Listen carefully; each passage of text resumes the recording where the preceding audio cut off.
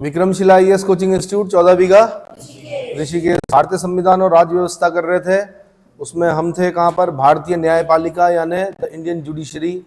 ठीक है, हमने आर्टिकल कर लिए, किसके किए, सुप्रीम कोर्ट के किए। अभी किसके, जब हाई कोर्ट का पार्ट आएगा तो हाई कोर्ट के आर्टिकल करेंगे, जब सबऑर्डिनेट कोर्ट का आएगा तो वहां पर सबऑर्डिनेट कोर्ट के आर्टिकल याद करने हैं। फिलहाल मैं बता रहा हूं कि भारतीय शासन प्रणाली का तीसरा आधार स्तंभ कौन है, न्यायपालिका, जुडिशरी। मैंने कहा था 3 स्तंभ होते हैं, पहला क्या होता है, विधायिका।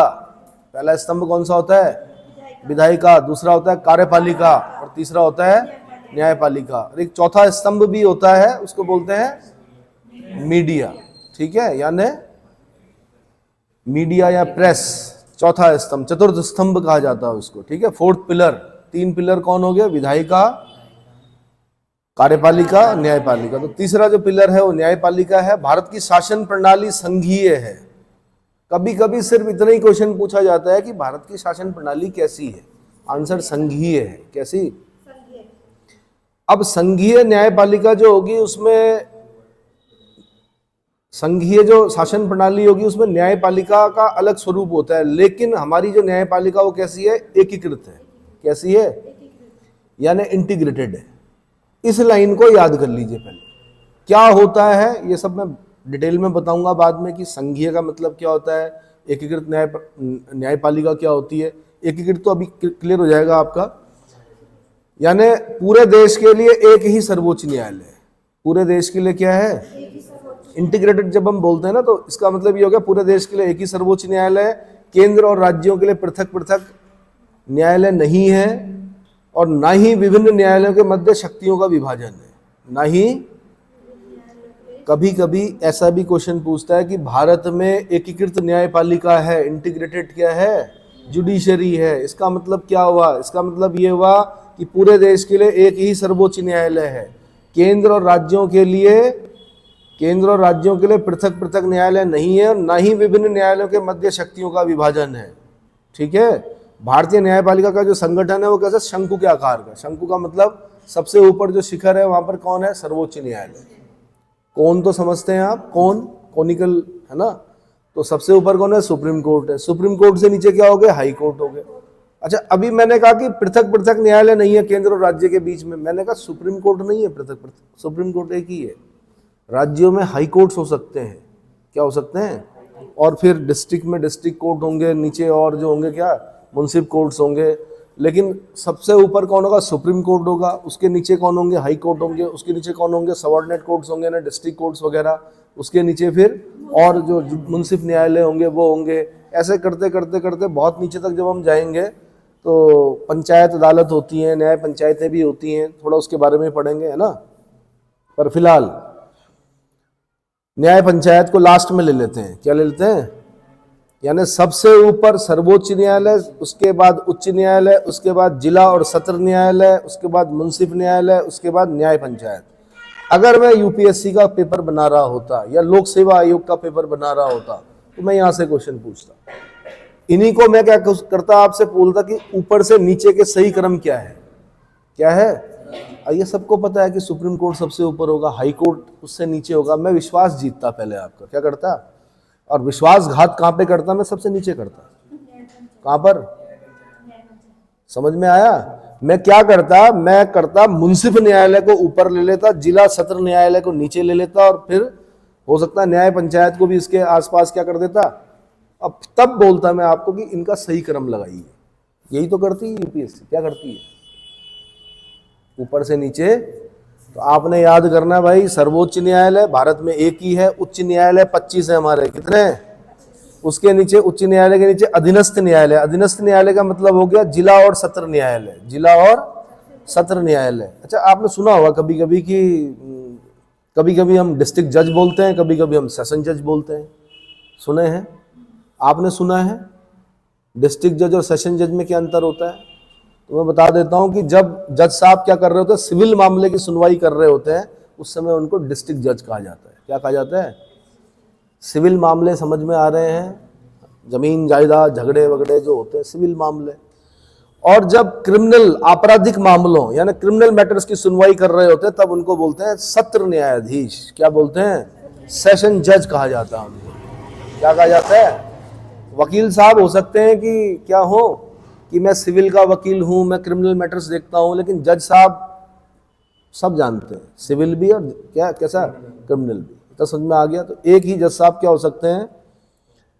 आपके डिस्ट्रिक्ट जज भी हो सकते हैं और सेशन जज भी, मतलब दोनों काम कर रहे होते हैं। लेकिन जब वो ऐसे सिविल मैटर्स देख रहे होंगे तब उन्हें बोलेंगे डीजे, और जब वो क्या क्रिमिनल मैटर्स देख रहे होंगे तब उन्हें बोलेंगे एसजे। समझ में आ गया? एसजे साहब, ठीक है। पढ़ाई करो भाई, आपके नाम के आगे भी साहब लगेगा। कितना अच्छा लग रहा जज साहब। इसीलिए बोलता हूं मैं, क्या कीजिए? लॉ कीजिए। क्या कीजिए? जिसने देश का कानून नहीं पढ़ा उसने कुछ नहीं पढ़ा। जिसने देश का कानून नहीं पढ़ा, बोला जाता है उसने कुछ नहीं पढ़ा। अब क्या होगा? लॉ करने से क्या होगा? दोनों रास्ते खुल जाएंगे। पीसीएस देना पीसीएस दो, और पीसीएस जे देना तो पीसीएस जे दो, जुडिशरी वाला, ठीक है। आईएएस देना आईएएस दो, और जुडिशरी में भी यूपीएससी पेपर कराती है, वो देने तो वो दो। कई रास्ते खुलते हैं। समझ में आया? ठीक। यानी इंटर तक साइंस लो। क्यों लो? इंटर तक साइंस क्यों लो? अरे भाई थोड़ा सा कॉन्फिडेंस बना रहता है, क्योंकि आपके जब साइंस एंड टेक वाला जो पेपर मतलब पार्ट आएगा ना, तो वहां पे आप घबराएंगे नहीं। सब मस्तिष्क का खेल है। तब आपके ये रहेगा, हाँ 12वीं तक मैंने साइंस पढ़ी है इसलिए। हालांकि साइंस एंड टेक बिल्कुल अलग होता है यूपीएससी का, है ना। वो आपसे चंद्रयान के बारे में पूछ रहा होगा, वो जापान के वो भी चंद्रमा पे कुछ किया है उन्होंने नया, उसके बारे में पूछ रहा होगा, आपकी मिसाइल्स के बारे में पूछ रहा होगा। वो साइंस एंड टेक अलग होता है। वहाँ मेंडलीफ की आवर्त सारणी नहीं पूछता हो। क्या नहीं पूछता? पीरियडिक टेबल नहीं पूछता कि ये कहाँ पर वो कहाँ पर। नहीं आपसे वो संयोजकता वाले प्रश्न पूछता है क्या? लेकिन मैंने कहा कॉन्फिडेंस सा बना रहता है। उसके बाद BA-LLB करो। क्या करो? समझ में आया? चलो, तो कहाँ तक पहुंचे हम लोग भाई? सर्वोच्च न्यायालय, उच्च न्यायालय 25 है, जिला और सत्र न्यायालय, उसके नीचे मुंसिफ न्यायालय, उसके नीचे क्या? मुंसिफ कोर्ट। हर जिले में अनेक हो सकते हैं, एक जिले में कई हो सकते हैं, ठीक है। और उससे नीचे क्या है? न्याय पंचायत। गांव में एक होती है न्याय पंचायत। क्या होती है? एक होती है। तो यहां तक आपकी समझ में आ गया होगा मेरे ख्याल से, ठीक है।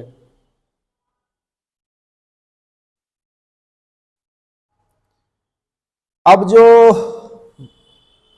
मैंने अभी बताया था आपको कि सेशन जज किन्हें कहा जाता है, डिस्ट्रिक्ट जज किन्हें कहा जाता है, तो जिले में जिला एवं सत्र न्यायाधीश के नीचे क्या होते हैं? सिविल और आपराधिक मामलों को देखने के लिए अलग अलग मजिस्ट्रेट होते हैं। सिविल मामलों को देखने वाले मजिस्ट्रेट को मुंसिफ मजिस्ट्रेट या सिविल जज कहा जाता है। क्या कहा जाता है? मुंसिफ मजिस्ट्रेट या सिविल जज कहा जाता है। और आपराधिक मामलों को देखने वाले मजिस्ट्रेटों को न्यायिक मजिस्ट्रेट यानी जुडिशियल मजिस्ट्रेट कहा जाता है। क्या कहा जाता है?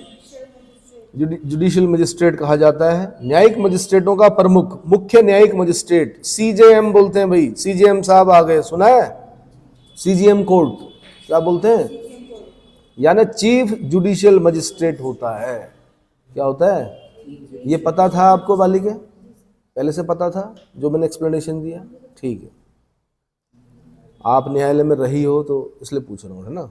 ठीक है। कुछ राज्यों में पंचायत न्यायालय का भी गठन किया गया है। कितना? पंचायत न्यायालयों का भी गठन किया गया। ये न्यायालय अलग अलग नामों से, जैसे कहीं कहीं पर हम क्या बोलते हैं? न्याय पंचायत बोलते हैं, कहीं कहीं बोलते हैं पंचायत अदालत बोलते हैं। क्या बोलते हैं? पंचायत अदालत बोलते हैं। कहीं कहीं पर ग्राम कचहरी बोलते हैं। क्या बोलते हैं?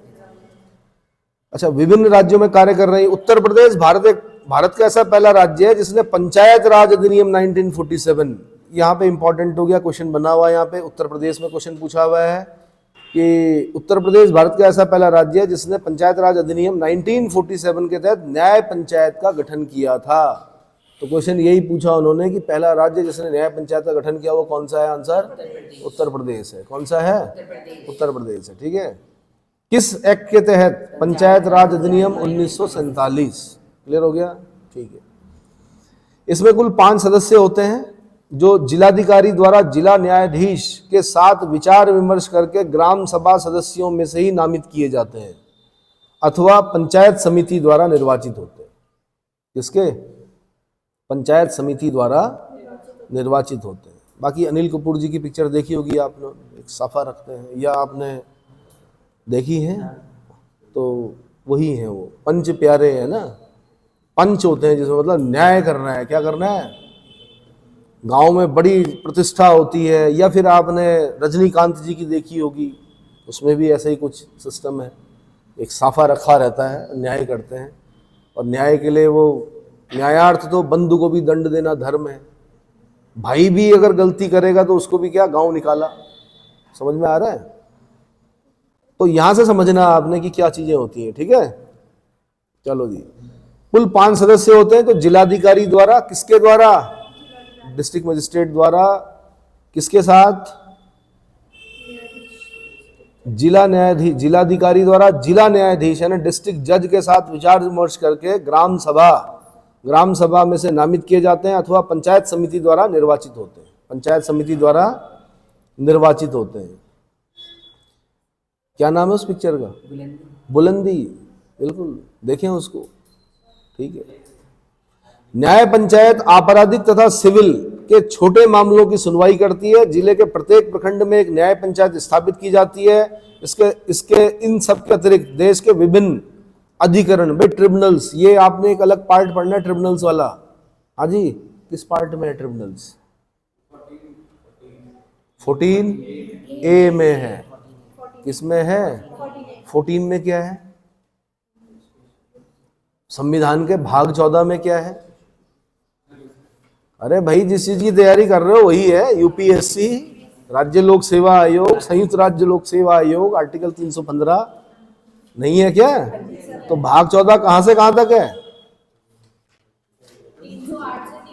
हाँ, 308 से 323। तो उसमें 2 आर्टिकल बड़े इंपॉर्टेंट हैं, एक 312, एक 315। 312 बोलता है अखिल भारतीय सेवाओं का सृजन। अगर राज्यसभा अपने 2/3 बहुमत से प्रस्ताव पारित कर दे कि नई अखिल भारतीय सेवा की आवश्यकता पड़ रही है, तो वो ऐसा अधिकार संसद को दिलवा सकती है, और संसद तब क्या करेगी? एक नई अखिल भारतीय सृजित कर सकती है। बट अखिल भारतीय सेवा को सृजित करने का अधिकार कौन दिलवा सकता है? राज्यसभा। ये राज्यसभा का स्पेशल क्या है? शक्ति है। और फिर आर्टिकल 315, आपका जो यूपीएससी है वो भी 315 में, आपका जो उत्तराखंड राज्य लोक सेवा आयोग वो भी 315 में, आपका उत्तर प्रदेश लोक सेवा आयोग वो भी 315 में, और सारे लोक सेवा आयोग देश के जो भी हैं 315 में। और जो संयुक्त राज्य लोक सेवा आयोग, 2 या 2 से अधिक राज्यों का एक ही लोक सेवा आयोग होगा तब, वो भी 315 में। किसमें? और उसके अंदर से कैसा क्वेश्चन पूछती है यूपीएससी, उसके एग्जाम्पल दूंगा मैं पिछले 20 सालों के। जब उसने संविधान के भाग 14 को पकड़ा है ना, तो उन्होंने नियुक्ति संबंधी नहीं पूछा, उन्होंने हटाने संबंधी पूछा, क्योंकि कंफ्यूजन वहीं पर होता है कि कौन हटा सकता है किसको? राज्य लोक सेवा आयोग के अध्यक्ष को। किसको? तो तब वहां से प्रश्न पूछेगा, तो उसके लिए अलग क्लॉज पढ़ना पड़ता है कॉन्स्टिट्यूशन में। ऐसे ही मैंने कहा पार्ट 14A में क्या है? अधिकरण, ट्रिब्यूनल्स। ट्रिब्यूनल कोड सुने हैं आपने? कहां से कहां तक है आर्टिकल? 323 है और 323B, ठीक है।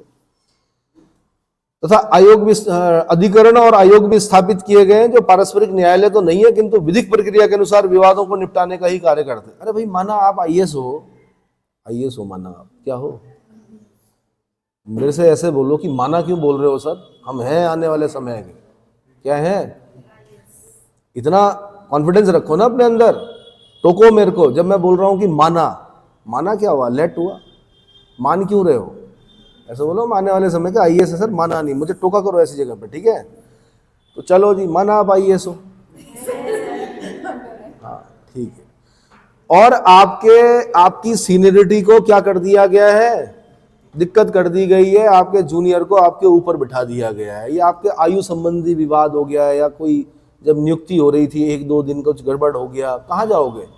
क्या हाई कोर्ट में जाओगे या सुप्रीम कोर्ट में जाओगे? आप ट्रिब्यूनल में जाओगे, ट्रिब्यूनल कोर्ट्स होंगे, वहां पर जो न्यायाधीश होंगे वो इस विभागीय जो दिक्कतें हैं ना उनके जानकार होंगे, वहां पर बैठे हुए। क्या होंगे भाई? कोई अपराध तो है नहीं है भाई, क्रिमिनल भी नहीं है, सिविल भी नहीं, कैसा मैटर है? आपका विभागीय मामला है ना। विभाग में क्या होगा कि आपके आयु संबंधी विवाद या प्रमोशन संबंधी विवाद या अन्य विवाद जो हो गए वो उत्पन्न हो गए हैं, तो कहाँ जाओगे? ट्रिब्यूनल में जाओगे। कहाँ जाओगे? क्या बोलते हैं, सिविल सेवकों का जो ट्रिब्यूनल कोड है। चलो उसको डिटेल में पढ़ेंगे बाद में हम। अब मैं आ रहा हूं भाई सीधे कहां, सर्वोच्च न्यायालय के गठन पर। किस पर? सर्वोच्च न्यायालय का गठन। अब एक एक चीज को याद करते हुए चलना है आपने। क्या करना है? सर्वोच्च न्यायालय के गठन के बारे में प्रावधान जो है आर्टिकल 124(1) में दिया गया। कहां दिया गया है? अब सीधे 124 पे आ जाओ तो बेर एक्ट को सामने रखिए। आर्टिकल 124 का 1B है, 2B है, क ख 2 क 3 3 क ख ग 4 5 6 7 इतने प्रावधान है भाई इसमें। कितने? 124 में 7 क्या दे रखे हैं? हाँ, तो ये जो है 124 के 1 में कहा गया कि भारत का एक उच्चतम न्यायालय होगा जो भारत के मुख्य न्यायाधीश और 7 अन्य न्यायाधीशों की से मिलकर बनेगा, है ना।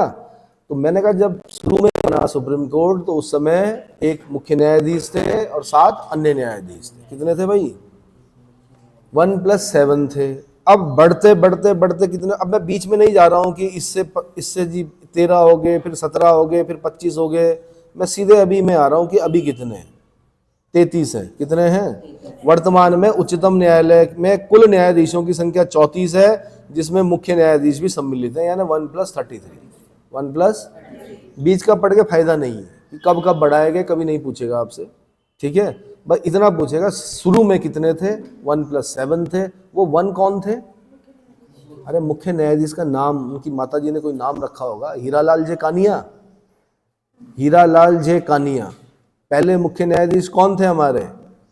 हीरालाल जे कानिया जी थे, ठीक है। वर्तमान में हमारे जो मुख्य न्यायाधीश हैं वो कौन है भाई? 50वें नंबर के हैं, धनंजय यशवंत चंद्रचूड़ जी हैं। कौन है? धनंजय यशवंत चंद्रचूड़। कौन से नंबर के हैं? 50वें नंबर के हैं। इन 50 लोगों में कितनी महिलाएं आज तक मुख्य न्यायाधीश बनी? बताओ। अपना अधिकार मांगो भाई। 50% जनसंख्या आपकी है, आप बताओ मुझे इन 50 लोगों में कितनी महिलाएं बनी आज तक, और उनका नाम ढूंढो और मुझे नंबर बताओ किस नंबर पर बनी थी वो। बताओ भाई।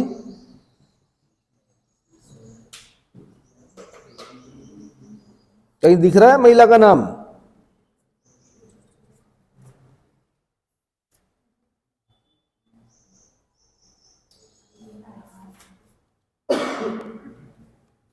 इसीलिए बोल रहा हूं कि BLLB करो।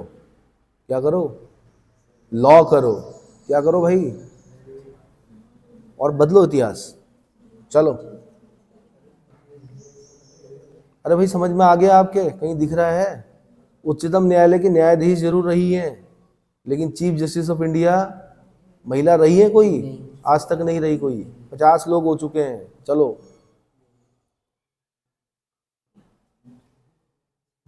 एक मुख्य न्यायाधीश और 7 अन्य न्यायाधीश बता दिया। एक ये याद करना है, वर्तमान में याद करना है 1+33। 1+, ठीक है। सर्वोच्च न्यायालय की स्थापना 26 जनवरी 1950 को तथा उसका उद्घाटन 28 जनवरी 1950 को हुआ था। उद्घाटन कब हुआ था भाई? 28 जनवरी 1950 को। स्थापना कब हुई थी? 26 जनवरी 1950 को।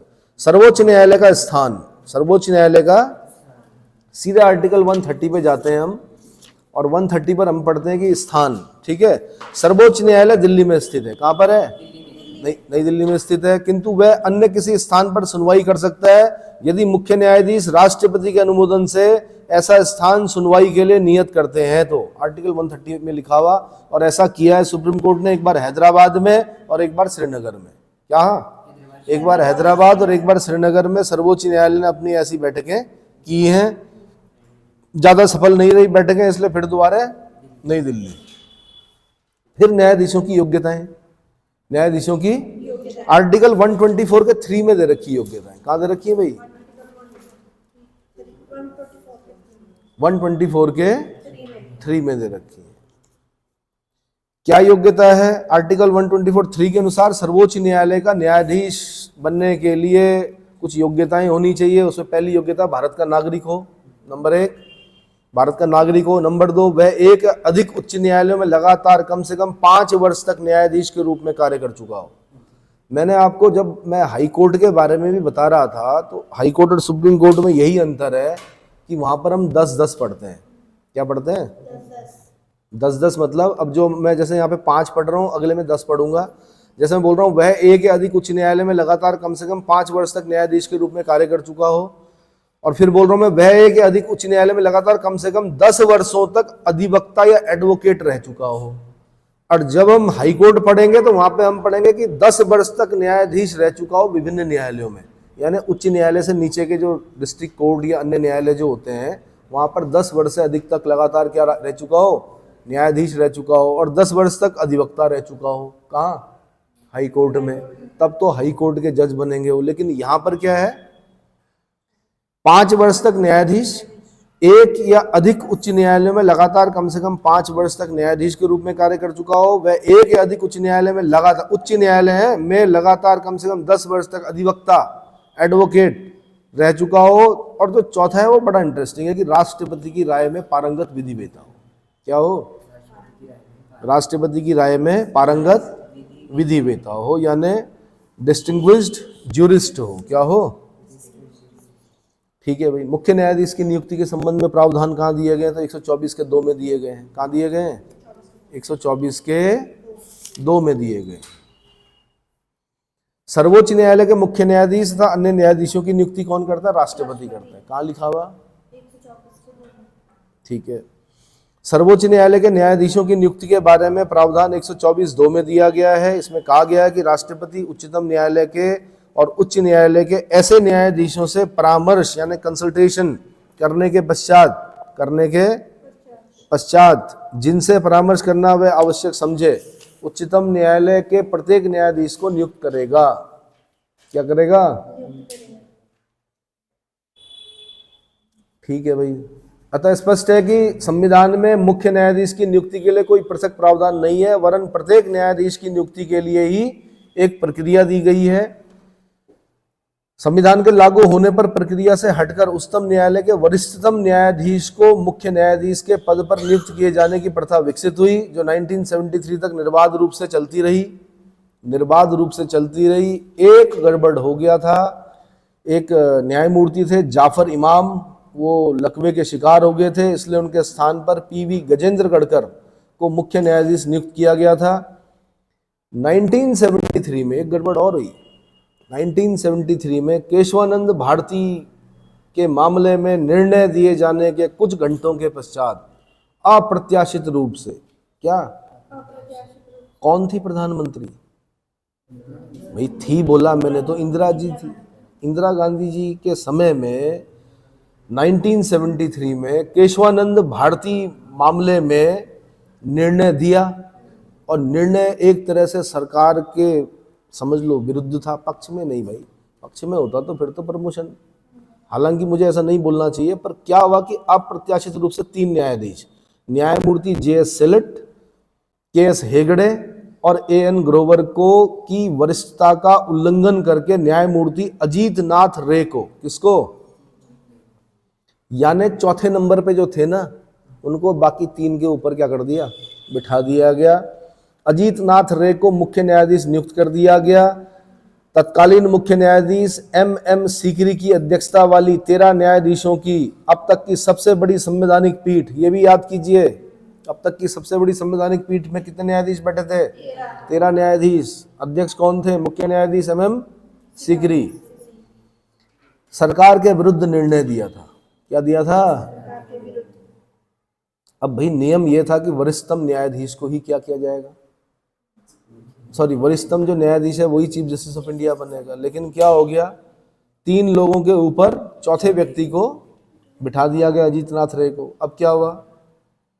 सरकार के पास सवाल तो आने ही थे। सरकार ने जवाब दिया कि भाई ऐसा है क्या, विधि आयोग 1956 की रिपोर्ट निकाली उन्होंने। क्या निकाली? लॉ कमीशन होता है, लॉ कमीशन की रिपोर्ट में कहा गया था कि मुख्य न्यायाधीश की नियुक्ति केवल वरिष्ठता के आधार पर नहीं, वरन न्यायाधीश के गुण और उपयुक्तता के आधार पर की जानी चाहिए।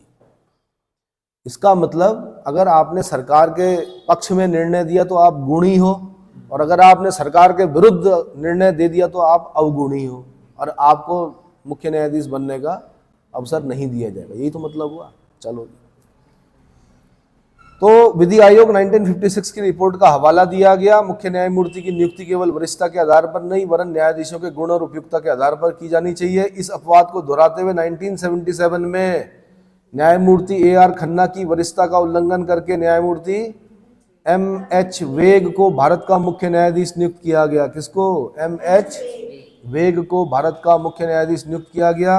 उक्त दो मामलों को छोड़कर मुख्य न्यायाधीश की नियुक्ति में सदैव वरिष्ठता के सिद्धांत, वरिष्ठता मतलब सीनियरिटी के सिद्धांत को अपनाया गया। 1993 में उच्चतम न्यायालय ने बहुमत से यह निर्णय दिया। अब इसको याद करना आपने। 1993 उच्चतम न्यायालय ने बहुमत से यह निर्णय दिया कि भारत के मुख्य न्यायाधीश के पद पर उच्चतम न्यायालय के वरिष्ठतम न्यायाधीश की ही नियुक्ति की जाएगी। Supreme court advocates on record association बनाम भारत संघ 1993 के मामले में, 1993 के मामले में। इतना क्लियर हो गया। अन्य न्यायाधीशों की नियुक्ति यानी अपॉइंटमेंट ऑफ अदर जजेस, अन्य न्यायाधीशों की नियुक्ति कैसे होती है भाई? तो उच्चतम न्यायालय के अन्य न्यायाधीशों की नियुक्ति राष्ट्रपति भारत के मुख्य न्यायाधीश की सलाह पर करता है। किस पर करता है? भारत के मुख्य न्यायाधीश की सलाह पर करता है। किसके द्वारा की जाती है? राष्ट्रपति के द्वारा की जाती है अन्य न्यायाधीशों की नियुक्ति भी। राष्ट्रपति अन्य न्यायाधीशों की नियुक्ति करते समय उच्चतम न्यायालय तथा उच्च न्यायालय के ऐसे न्यायाधीशों से परामर्श भी ले सकता है जिससे वह परामर्श करना आवश्यक समझे। ठीक है। अन्य न्यायाधीशों की नियुक्ति के समय राष्ट्रपति द्वारा मुख्य न्यायाधीश से परामर्श करना अनिवार्य है। क्या है? किंतु मुख्य न्यायाधीश के परामर्श को लेकर बाद में दो तरह के प्रश्न उत्पन्न हुए। प्रथम यह है कि क्या राष्ट्रपति मुख्य न्यायाधीश के परामर्श को मानने के लिए बाध्य है? ये भी तो प्रश्न उठेगा। तो एसपी गुप्ता बनाम भारत संघ के मामले में सर्वोच्च न्यायालय ने कहा कि राष्ट्रपति मुख्य न्यायाधीश के परामर्श को मानने के लिए बाध्य नहीं है। क्या नहीं है? कौन सा मामला था? एसपी गुप्ता मामला, एसपी गुप्ता बनाम भारत संघ का मामला था।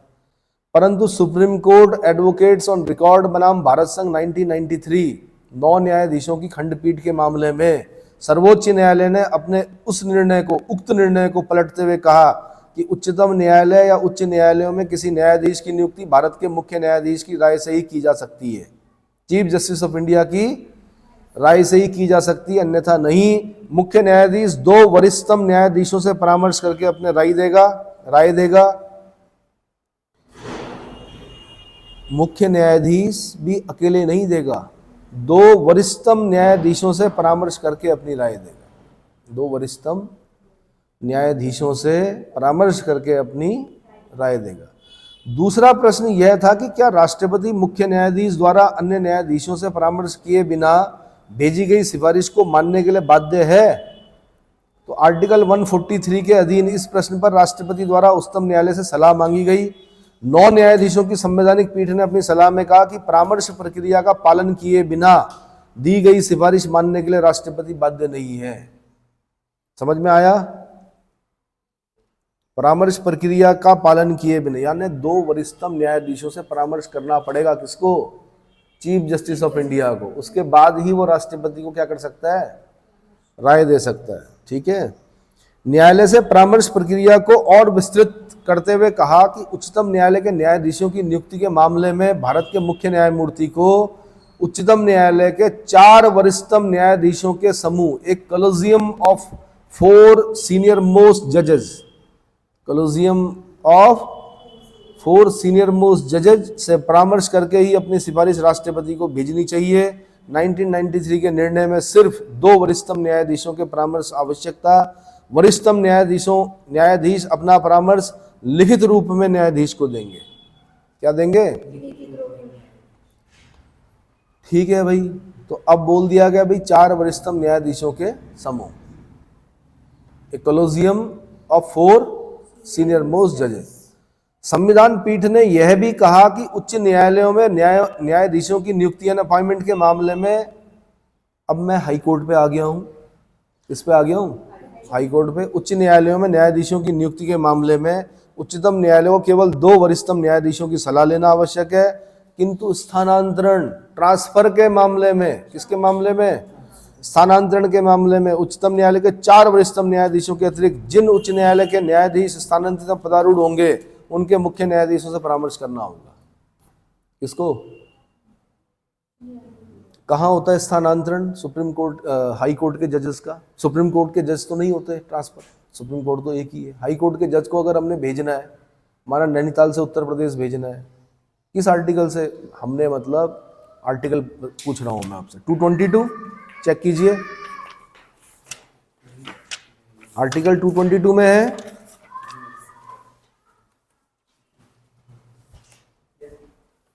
हाँ जी, तो माना उत्तराखंड से भेजना है तो उत्तराखंड के चीफ जस्टिस से भी पूछना पड़ेगा। माना उत्तर प्रदेश में भेजना है तो उत्तर प्रदेश के चीफ जस्टिस से भी पूछना पड़ेगा। समझ में आया? 4 वरिष्ठतम न्यायाधीशों से तो पूछना ही पड़ेगा। किससे? उच्च न्यायालय में न्यायाधीशों की नियुक्ति में 2 से पूछना पड़ेगा खाली। कितने से? नियुक्ति के मामले में उच्चतम न्यायालय के केवल 2 वरिष्ठतम न्यायाधीशों की सलाह लेना आवश्यक है, किंतु स्थानांतरण के मामले में उच्चतम न्यायालय के 4 वरिष्ठतम न्यायाधीश प्लस जिस उच्च न्यायालय से न्यायाधीश स्थानांतरित हो रहा है वहां के चीफ जस्टिस, और जहां पे पदारूढ़ होना है वहां के चीफ जस्टिस से भी राय लेना क्या कर दिया गया? आवश्यक कर दिया। क्लियर हो गया? ठीक है, इससे आगे अब मैं अगले लेक्चर में बताऊंगा कार्यकारी मुख्य न्यायमूर्ति की नियुक्ति। कार्यकारी मुख्य न्यायमूर्ति क्या होता है?